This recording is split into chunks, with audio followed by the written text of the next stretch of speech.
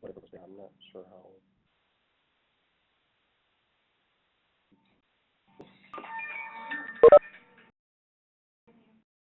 Hello.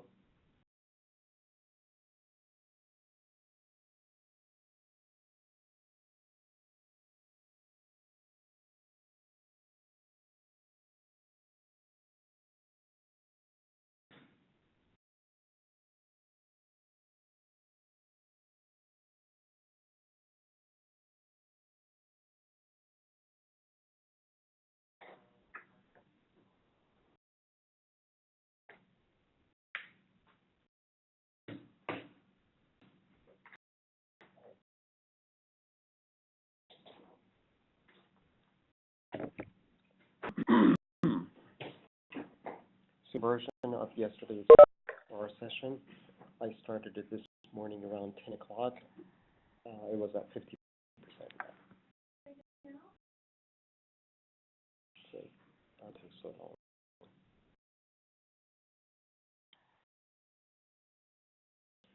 Um, yeah, does it allow you to share your screen? So that would be the only thing. You get software to record your screen and stuff.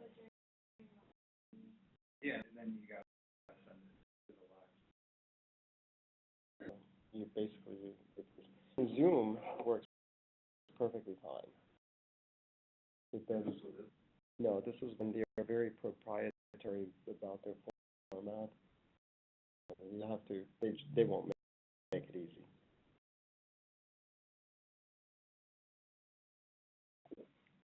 Zoom is free and does everything WebEx does, except there's except. So Casey, can I get off? Hold on, let me. I'll be here for a minute.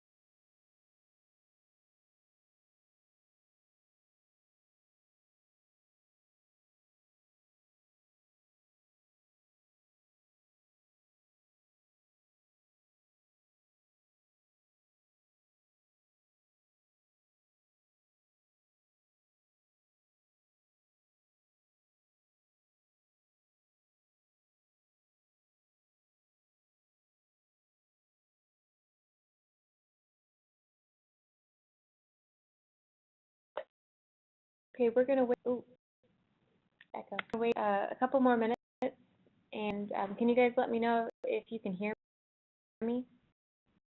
Either turn your microphone on and so you can send it through the chat.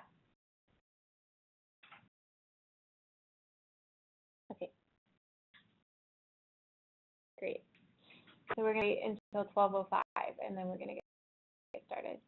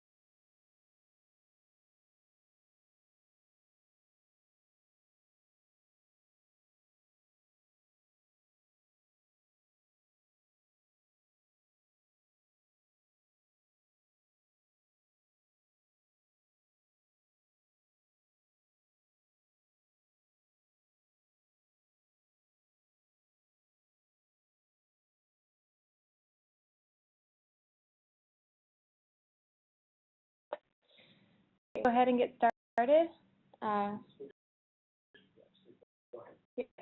To day 2 of the workshop, I'm going to go ahead and share my screen. I sent each of you a email for this morning. 1 second. Let me get the chat up. It had the R that we worked on yesterday and the data that we're going to work on today. And it's a modified version of the IRIS data set, which some of you may be familiar with. It's a common data set. 1 second. Could you shut the door? Okay. All right. So I have the IRIS data set downloaded, just to tell you what it is. If you can pull it up in Excel or whatever. It's 4 columns of data and then a kind of label. And these are different types of irises, and we'll go over what each one of the columns are. To certain data,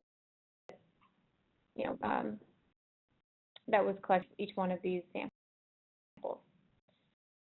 To load data into R, you have a couple options if you're using the version. So those of you who like to go through the GUI, there's this import data set. If you click the down arrow here, there's a bunch of different formats that you can read from. And this is CSV, so it's text, so you're going to use one of these. It doesn't matter which one. I usually use the first one if I go through this.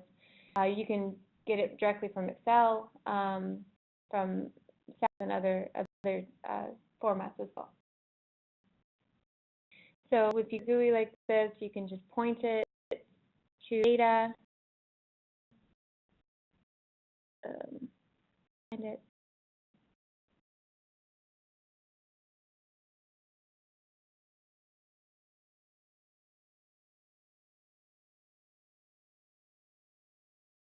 And then it will use options. So now it's detected that we don't have a header, but if we did have a header, we could say yes, and it would take the first line as our heading. We can put what separator that we want, how we treat text, what we want the NA, the blank to read. So you can do it this way and write the code that it used to import on here in your console. It goes ahead and views it, so it pops up here. Here, I've make this a little bigger. Here, that exact same code, the function used is read.csv. Give it the location of your file, and then you can give it some more arguments. So here, header equals false. And we brought that up into kind of a spreadsheet-like format for us to look at. And if we added we'll see that the empty values have been replaced with NA, and that's going to cause some issues when we're doing some statistics and other kind of processing, but I'll show you how to combat that. So if you know, when we went through the GUI, there was a ton of different options, and available to you through the command line as well. And what I wanted to show today is that any function that you want to find out more about,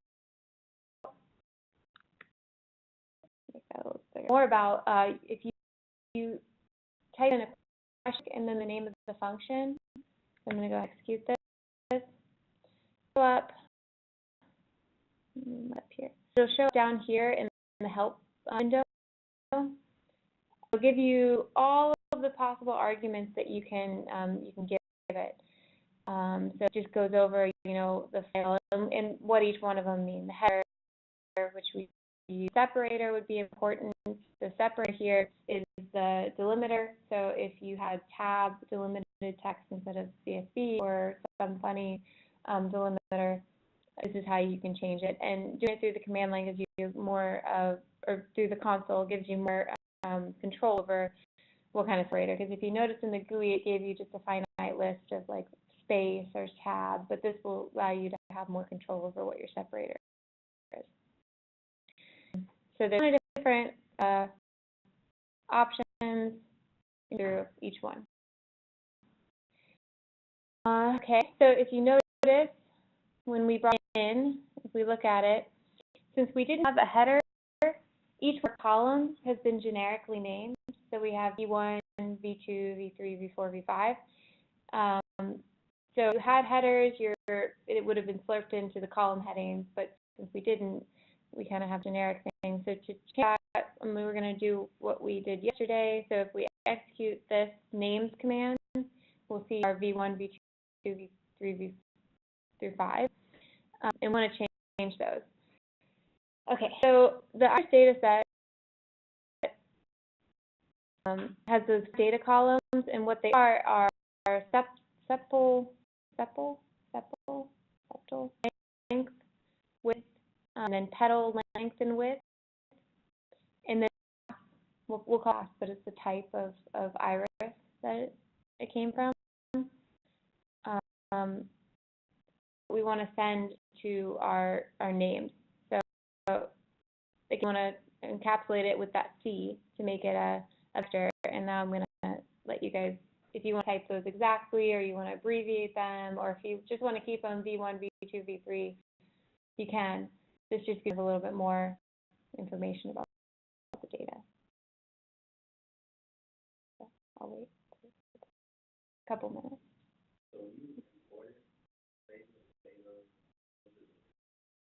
If you notice, it's I'm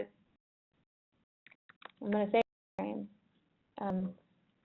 but I can confirm that, yeah.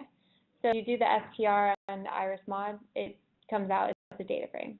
So it automatically saves into a data frame.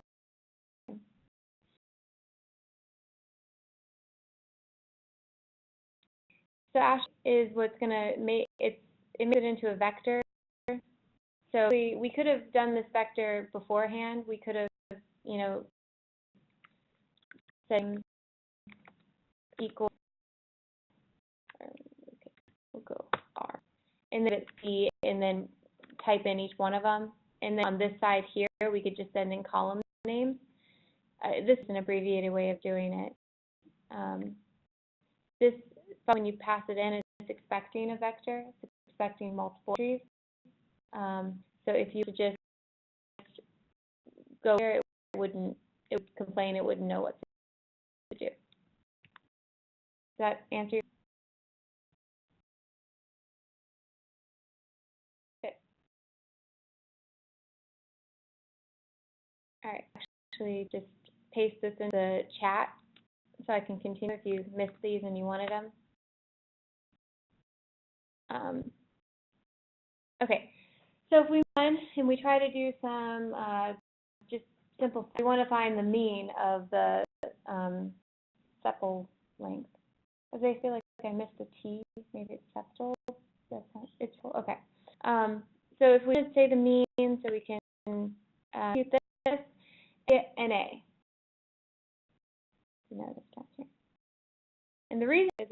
back to our data set and let's reopen it to show. Oh, I don't think actually I executed that. Let me change my data first. So look at the septal length, which is the first column. There are trees that don't have data.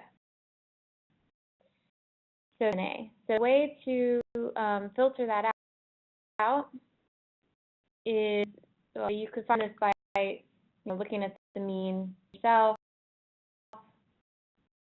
Here it'll give you all of the possible options, and one of the options is NA RM, which is, it basically removes all the NAs.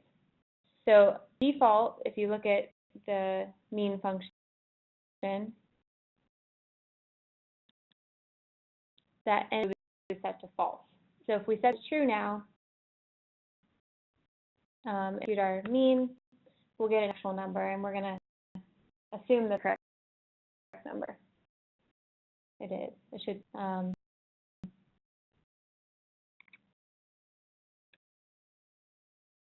So that's a quick of NAs. You don't actually have to remove it in the data. So if you notice, when I do function, my dimensionality doesn't change. It doesn't remove any of it. It just, for the time it's calculating the mean, it just omits the NA values.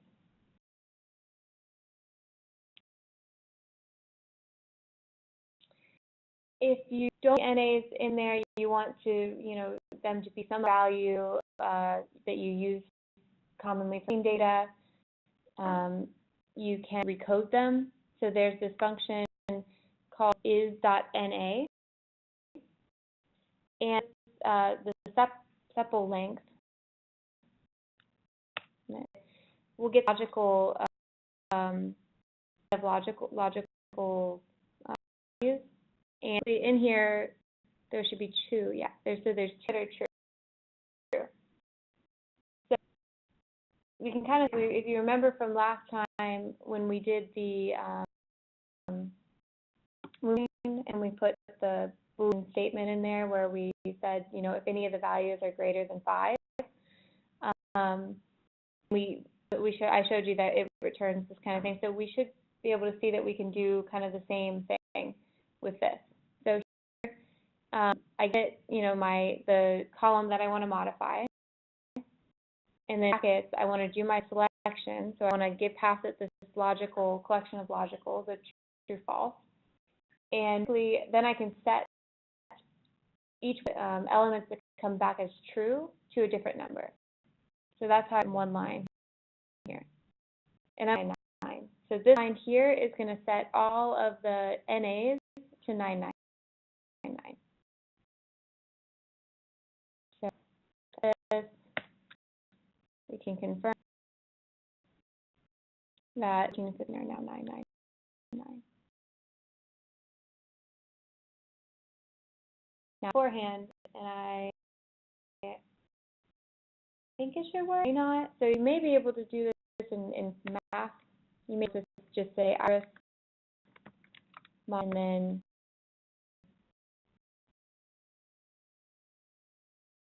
I'm not going to return if it's multi-dimensional. We'll see.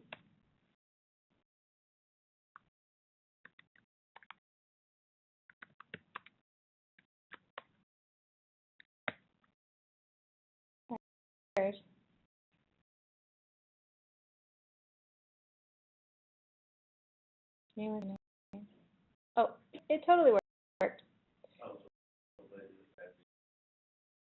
Yeah, so if you just don't specify the particular column, you just, use the entire data set, you can place all of these in one shot. So I assume that this is A, if I just print this part out, and that this works is it gives me, so it only a 2-dimensional, or it's a 5 by 150 array of whichever ones come back as truly replace all of this. So far, This is just your data so that you can, go on to bigger and better things. So if you don't know if you have any NAs, you can to kind of print out the true false, and then you can combine some that we'll look at later to find out how many trues, how many falses they had, so that if you have one true, you have an NA in there somewhere, so that could be your source of your calculation. For the that we're doing today, I want to stay because 999. I want to deal with just NA because we're kind of set up to kind of handle NAs kind of naturally. So all of those 999s back to NA, and I'm going to kind of just kind of reverse. So I'm going to find everything in my iris mod that equals 99, and I'm going to replace it with NA. And I shove my NAs back. I do.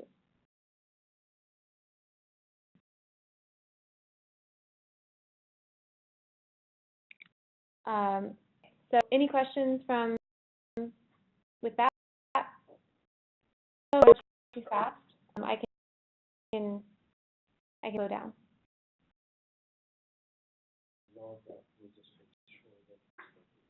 Mm-hmm. Yes, everyone's still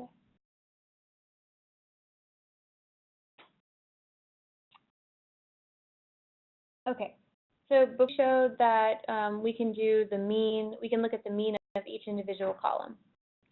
So just mean with an NA remove is going to do what we want it to do. Now, as you can do all of the means for all the columns. So it's a function called sapply, and what it's going to do is it takes in a data frame or a list or matrix too, so it's kind of data structure, a function. So your data file and then a function, and it's going to apply all of to each of the columns. So here, as you may have guessed, because of the NAs, it must not have any NAs in petal width. But here again, you can just add that NA remove equals to true, and you'll get all of these. One is the class is NA because it's a string. It's text, and you can't take the mean of text. There's no mean of text, usually, at least. So S a lot. So this function can be any function, including functions that you write yourself, as long as it's a function that's saved into your environment at the time, or it's a function that you import or as part of the R base package, you can use it with sapply in your frame. So that argument mm-hmm. It just has to be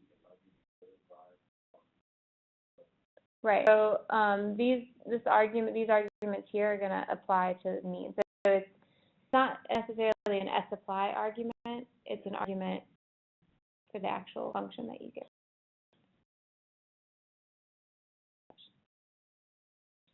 Different applies. So if you do a question mark and you say apply, there is. I swear this was your stuff this morning. Do sapply. Oh.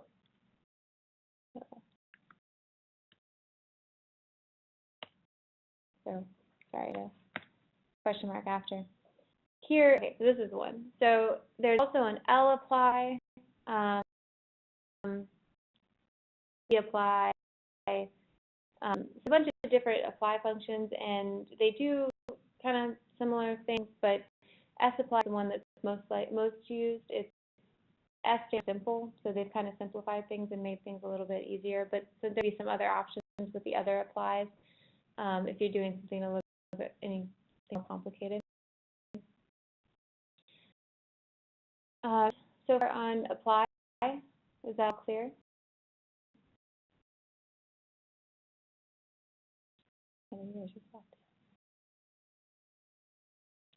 They're not talking to me. Nobody's talking to me.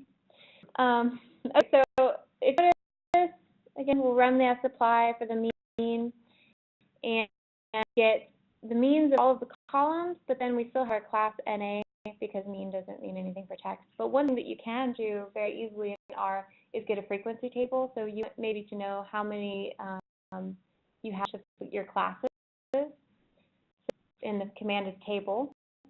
Again, pretty straightforward. And so here's going to make you a frequency table. So here I have 50 samples from each one of my different types of irises.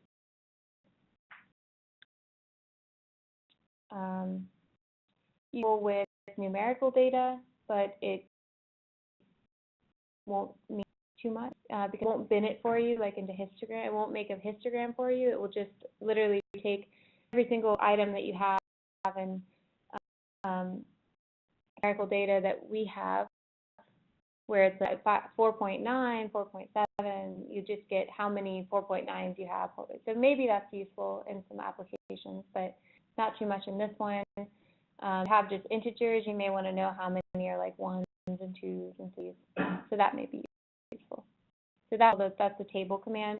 And again, simplified version of it, but there's other things you can do with it too. So you can do that in, and we make this again, so I may show you kind of some other things you can do with it. Yeah. Okay, table. The next thing that I wanted to talk about today was some of. So, is there a way to like read categorize the different iris species like into like 1, 2, like make it 1, 2, like? Sure. So you could. So for those of you who couldn't hear online, was if you could take the class labels, which the iris, the TOSA, and the rest of them, and recode them as 1, 2, 3, or recode it as. And so you can use something similar to this, similar to this one. We can, so you say, what is it called, iris mod in class.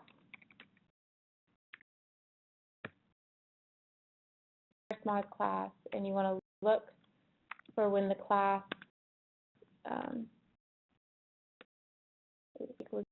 equals gesture on text, and I think there's a different way to do text, but we'll look.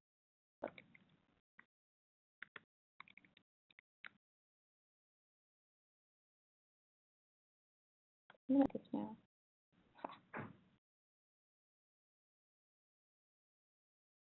Okay. Change that maybe to 0s.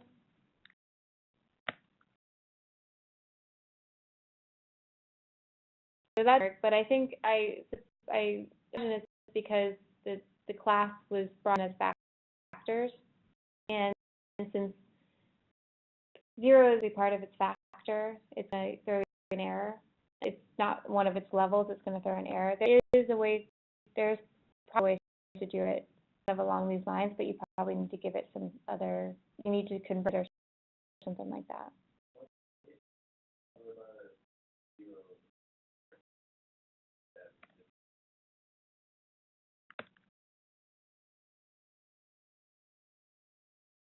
I don't know, it modified all of them as NA now.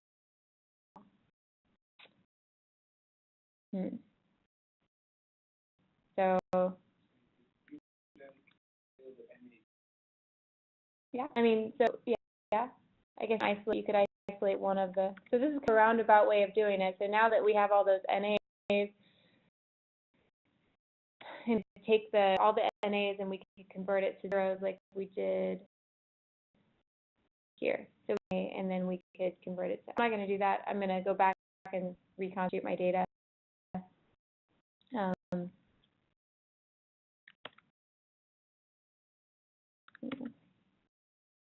think that's all I need. But there's that.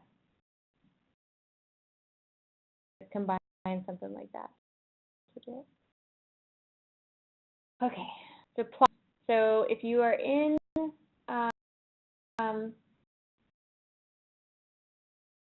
if you're in audio, your plots are going to show up down here where the help has shown up. There's another tab for plots. So if your data, something like this. It doesn't look cool. It actually is pretty useful if you make it bigger. So what this is, it's a pairwise plot of each one of the columns. Chat's getting in the way. So this is sepal length versus sepal width, so forth. So you can kind of see, this gives you an idea of kind of your sections. Maybe you can, you could color them based on the class, and I'll show you how to do that in a minute. To do a general picture, but you may want to just look at two different. You may want to isolate two different variables. This chat box would be okay. I'll give it away. So for to just look at the length, the sepal length versus the sepal width, I could isolate them like this.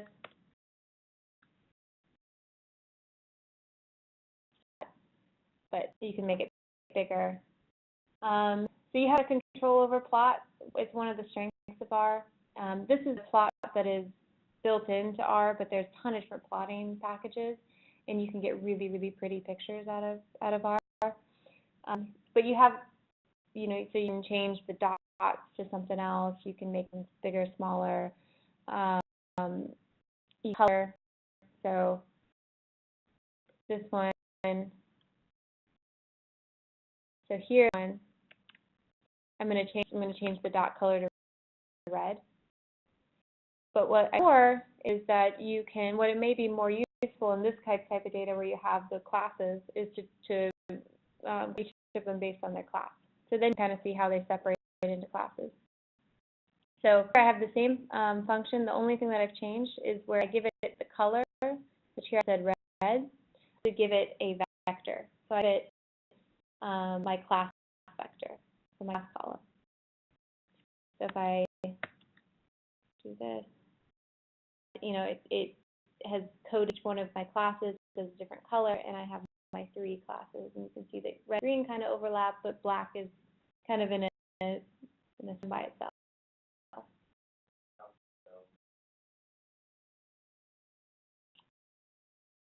So I can kind of zoom. So there's probably a set order in which it chooses its colors, and if you find that, then there's also probably a legend that you can add on to it. There's probably, let's find out. Legend.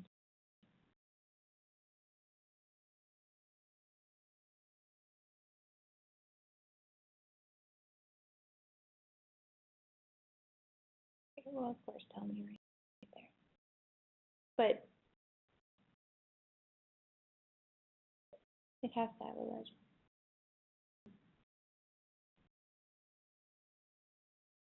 It has other parameters, graphical parameters, but so you should be able to put a legend on here. I'm not going to spend time to look at it, but I'm almost positive there's a legend. Really? Red, dark green.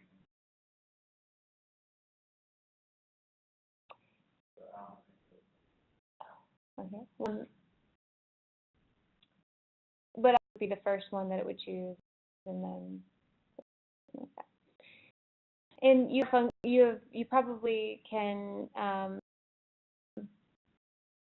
based on your preferences and which color, but it says that you can color it based on your data, based on your classes.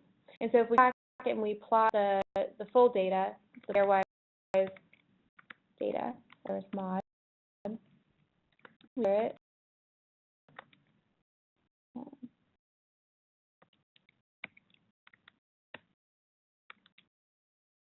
based on the,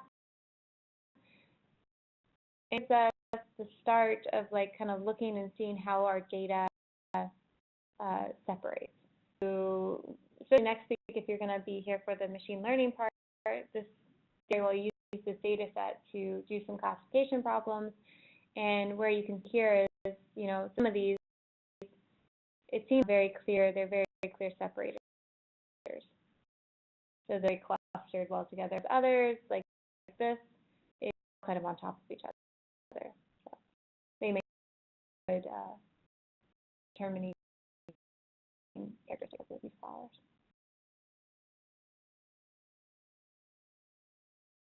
Okay.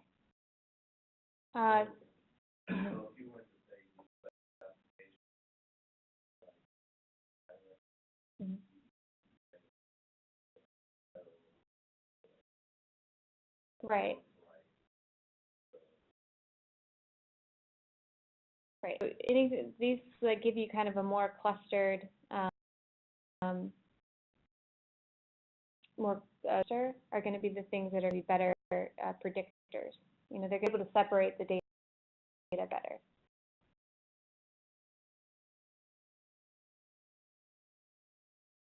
So like here, I have a petal width, and let it end up into this black ball.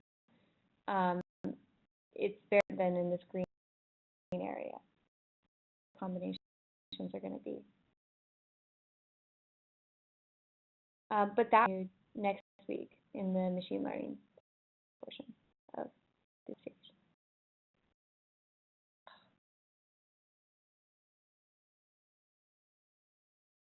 Okay.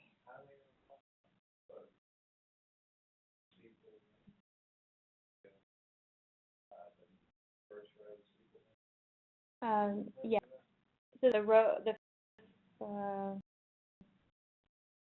the sepal length versus sepal width versus petal width versus it's symmetric. So side is just it flipped. It's the same data. It's just it's just flipped the y and the x, y and the x. Okay, so basic point. Just when I did the help menu, there is of course ways that you can add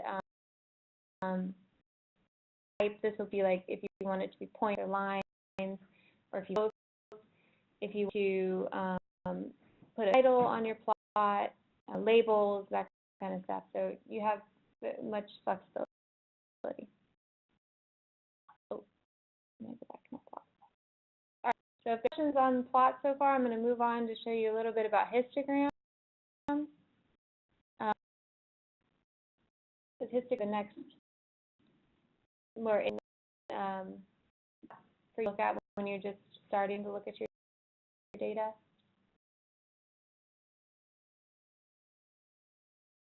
So you're good.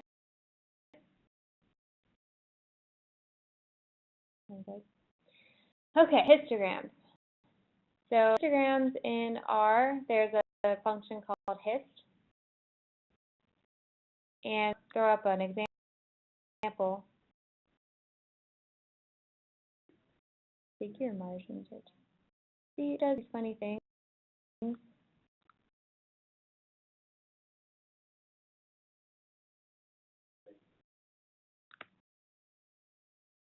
I get that error.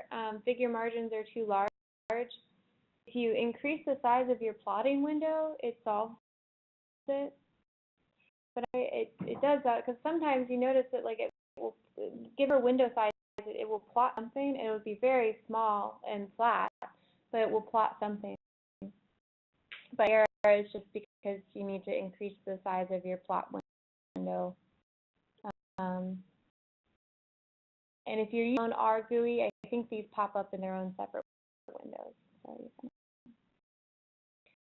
Okay, so here we have a histogram, and if you know, it seems like, so there's a concept of bin size, which, so you have data that's not strictly integer, like 1, 2, 3, 4, 5.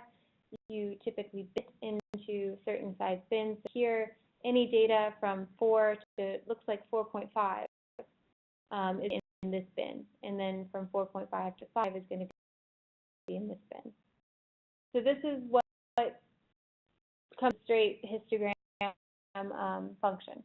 Of course, you can change the color, so you can just change it. It fills it with a certain color, but you have a little bit more control over the histogram. So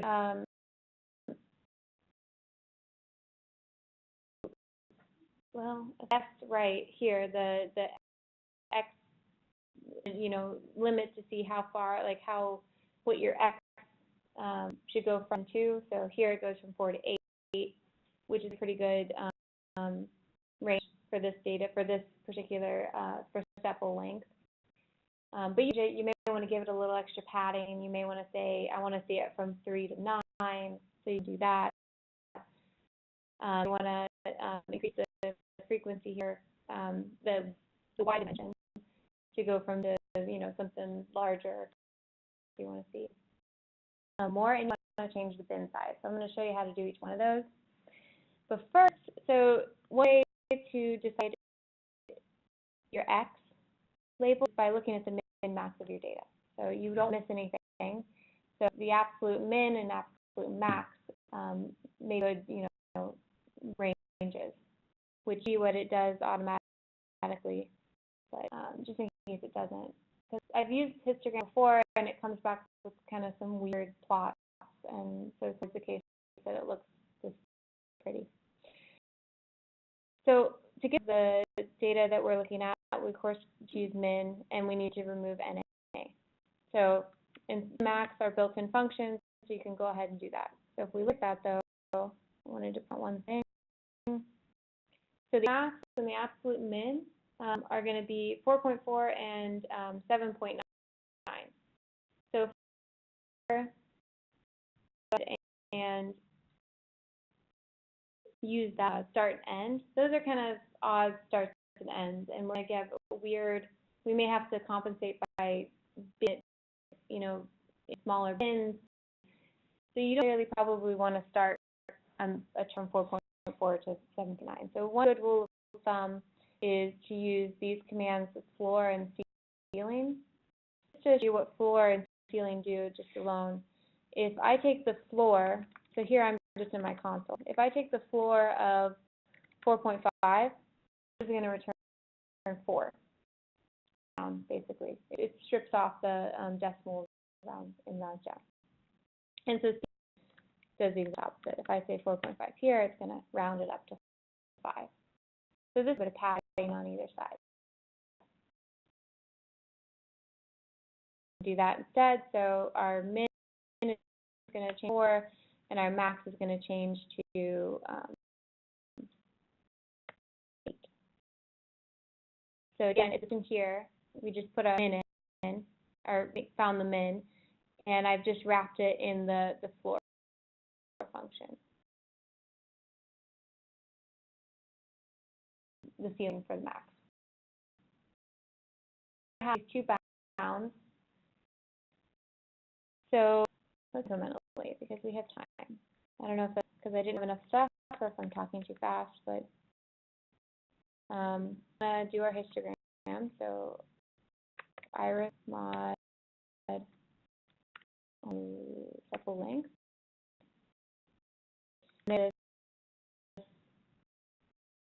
Well, let's keep color just so we can change on the screen.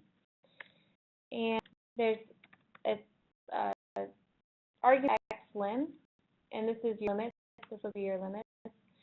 So you need to use the C because looking for a vector of limits, and it's looking for 2 because it's, and so we can send in our min and our max.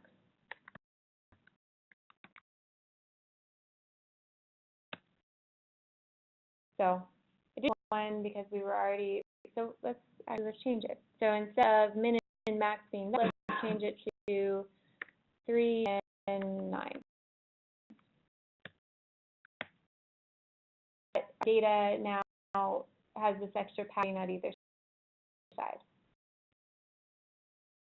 I kind of like that more. but we would go back and use the min and the max, then it would stretch out again. So whichever you prefer. I'm going to keep it this way. I like extra padding. And now I want to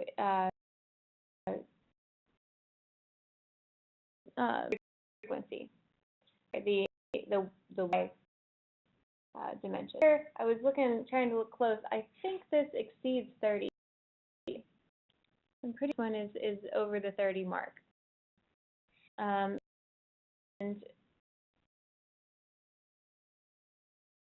so I'm not. I want to increase it. So the X limit, the Y limit. So Y lim, and different things. So you want to go from 0 usually. Well, negative doesn't make sense. So, well, no, negative does in the axis. So from 0 to, let's say 35. See what that looks like. It shrunk, but now it seems like everything is within the actual bounds.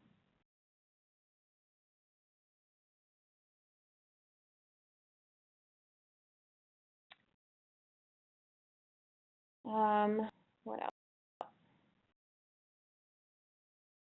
Okay. So if we look at the histogram function in the help menu, it's kind of so it's but completely obvious looking at it. But if you read the description, so it's the breakpoints. So it's going to say how fine or how wide do we want to make our breakpoints, and that's going to control the bin size. So the default must be what Sturges, and that may be some sort of method, but in our plot, it looks like it's going based on 0.5. So if we got more fine, we can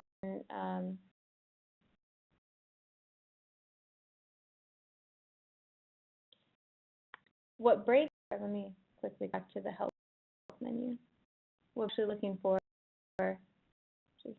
is a vector, and it's looking for a sequence. It's looking for from your mid max, and it's delimited by whatever your separator. If you want it to be 0.5. So if your data from 1 to 5, it's looking on, and you want it to be broken up into 0.5. It's looking for this vector where dot to 5. Looking for that. And yesterday, if you remember, we had a function called sequence that we could start and I keep saying delimiter, but really it's the increment size. So we're break equals. So we're going to use sequence. We already have written an endpoint, so we can our maxes. So our SL maximum would be the start, max, and say we want to in it 0.1, just because. I think this is going to get an error. Didn't give me an error. Okay. So we probably need to adjust our Y label because now, since we have a more fine bin size, we don't have so many in each of our bins, so we never reach that 30, so everything is kind of smushed. So instead of doing 0.1, we could change it to 1, and we'll see that, actually I don't know what I'm going to do. Well, if you can kind of see, there's no black line at the beginning or at the top, so that means that it's exceeding our Y label. Not sure by much, but it's certainly exceeding it. 1 is probably not. 0 has actually been the best one. I'm gonna.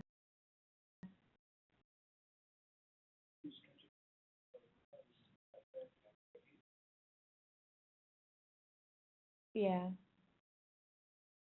So it actually add like it would add the missing label, but it won't, if anything is above 35, since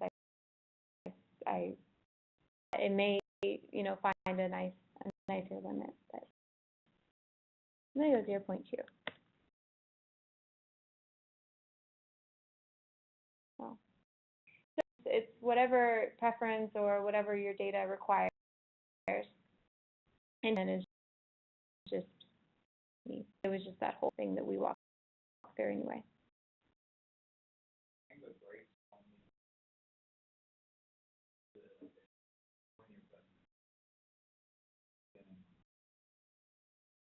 You don't need the.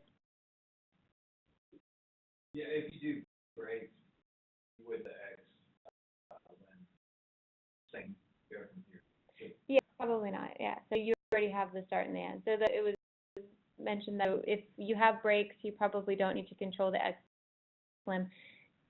If you are using breaks and you just want it, if you want it to just go from the min to max, then that would be fine. You could omit the X. But here I wanted it to have a little bit of padding, so I would keep it fine. But again.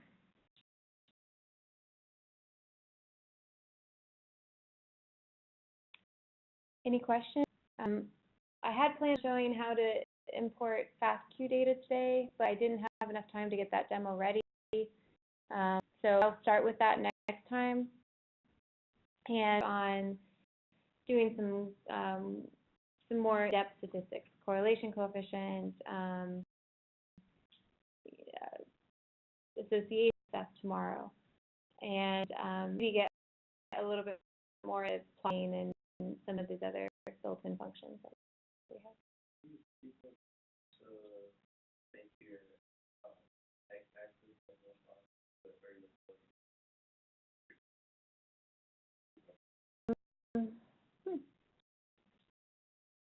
I'm not sure. So the question was if I could use sequence to make my x-axis more defined, so say 3, 3.5, 4. I don't know what X limit is looking for. If it accepts sequence, we're good. If not, if it's just looking for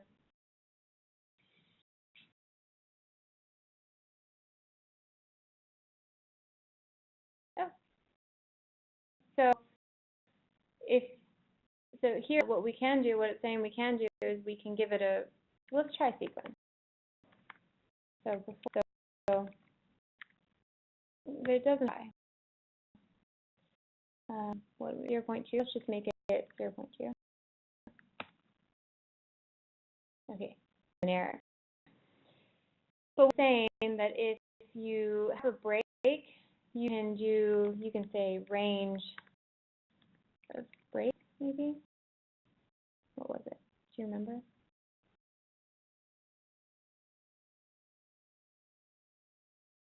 You're probably going to, and I'll tell you why. So our breaks verified after we're trying to use it. We move this up to in front of xlim, will be okay. Should be okay. I say that, but then it's going to break.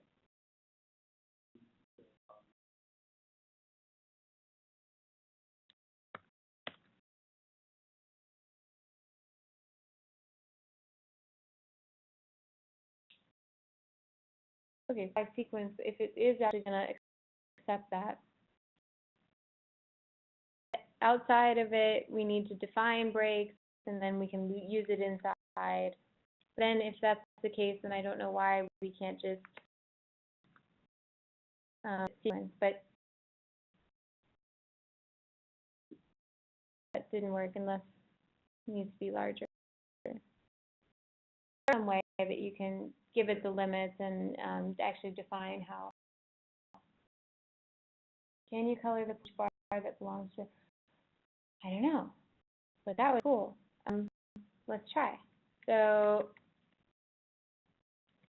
instead of being just red, let's try to do class and see what happens. It's on my black.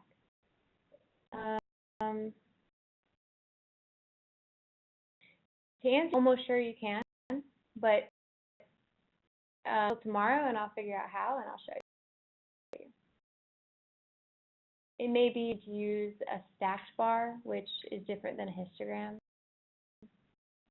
to do it. So.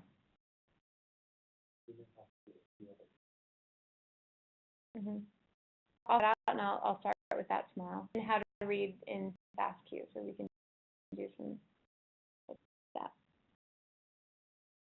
Any other questions?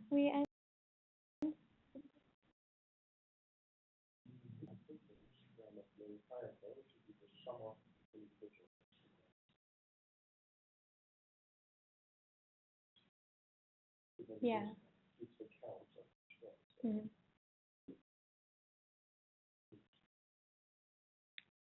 Like you can find like, I guess, the vector outside, plug on, and then you define what color each, then. I think it's looking for a in, Mm-hmm. like a size 15. What fraction of it is class 1 to 2? Yeah, So that's that's it. Yeah. Way to do it. It just may be a little bit more complicated, and there may be some packages that do histograms that will make it easy. But I'll look in. So if there's no more questions, then that's all for today. If questions now and then, just let me know, and I'll send out the code that we worked on today soon, not tomorrow morning. I'll do it soon.